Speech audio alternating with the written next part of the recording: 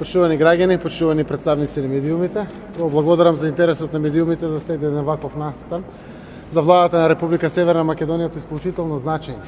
заради тоа што се работи за оперативниот план за вработување на Република Северна Македонија, нешто кое што е топ приоритет за сите граѓани, за пред се за младите луѓе, за барањето начин како да се дојде до работно место, како да се дојде до преквалификација и тренинг и како да се овозможи секако перспективи овде во нашата земја.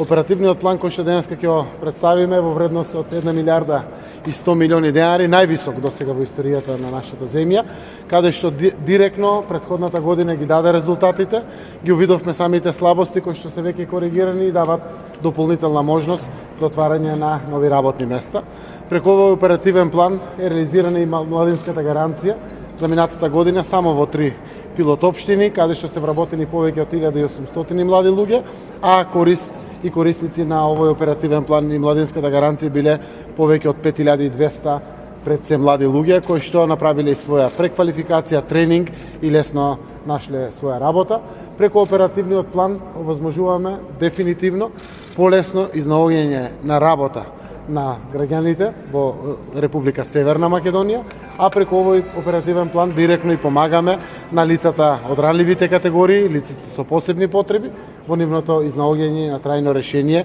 околу обезбедување на нивни приходи. Јас верувам дека ваквите механизми и мерки ќе дадат резултат во искоренување или во борбата која што имаме против невработеноста во нашата земја. Официјално 90.000 се активни баратели на работа во нашата земја. Јас верувам дека пред се оние механизми кои што оперативниот план за вработување ги дава ќе бидат многу атрактивни за младите луѓе, за да конечно навистина го определат својот